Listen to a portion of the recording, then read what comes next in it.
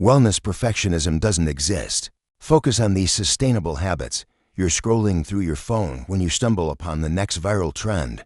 An influencer claiming that following their incredibly strict diet will help you achieve their jaw-dropping physique. Or you see a fresh-faced runner swearing you can run a marathon without any training, just like they did. Whether or not you're actively searching for wellness advice, it's nearly impossible to avoid hearing about the latest health craze, making bold guarantees of transformation.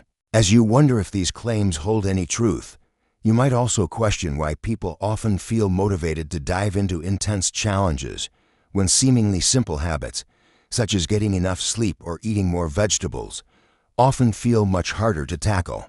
Many of us are drawn to these extreme challenges because we're craving radical change, hoping it will help prove something to ourselves or to others, experts say. We always see these kinds of challenges as opportunities for growth, particularly if we're in a phase of our life where we've let ourselves go, said Dr. Thomas Curran, Associate Professor of Psychology at the London School of Economics and Political Science, and an expert on perfectionism. Maybe we feel that we need to be healthier, or we just had a breakup or major life event.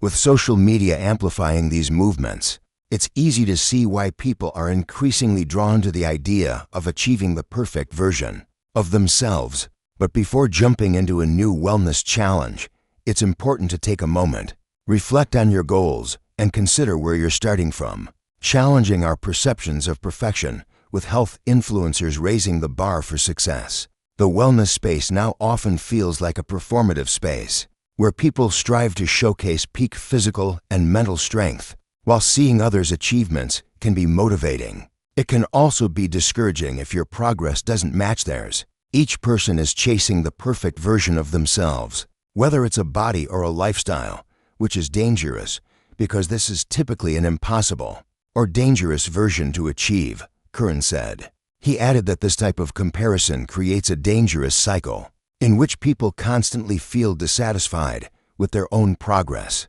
It's a fantasy in many ways, and once you start chasing after it, you constantly find yourself embroiled in a sense of doubt and deficit, he said.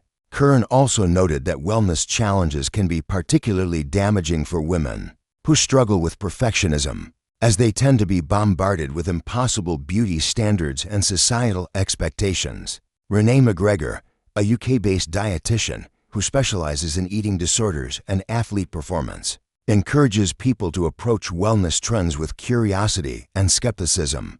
That's because some influencers and celebrities could be promoting products because there's a financial benefit for them. The thing to ask yourself about the person you're taking advice from is, what do they gain from it?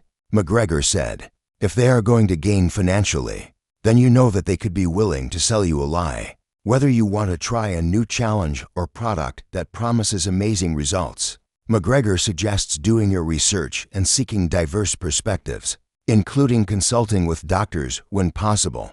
Mindful wellness challenges. If you're the type of person who thrives on challenges and pushing your limits, this doesn't mean you need to shy away from wellness challenges altogether. But before diving in, take a step back and ask yourself if you're pursuing the challenge for the right reasons. McGregor said, some people want to try these challenges because they believe something is missing from their life, and they're looking to attain worth or receive validation, McGregor noted. A good way to assess your motivation is by considering whether the challenge will benefit your health, or if it's about showcasing your accomplishments on social media or some other reason.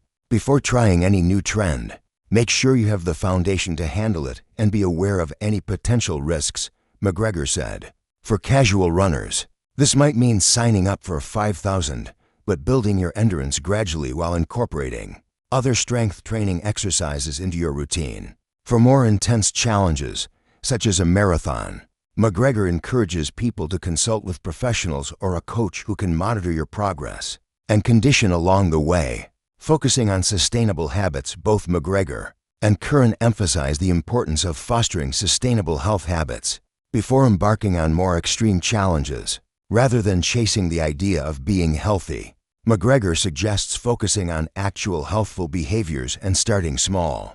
If you're a highly sedentary person and want to add more movement to your day, Try doing lunges while brushing your teeth or taking short walks throughout your typical routine.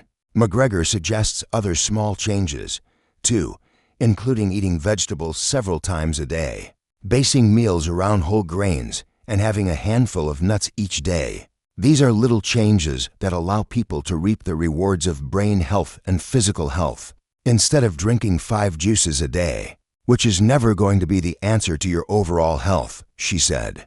Most importantly, wellness should be giving people pleasure, not about reaching a certain number on the scale or looking a certain way to achieve ultimate happiness, McGregor said. There's a lot we can do with our psychological health, and I think we need to realize that comparison never really benefits us, McGregor said. I think sometimes it's really important for us to be in the moment and rest with what's going on.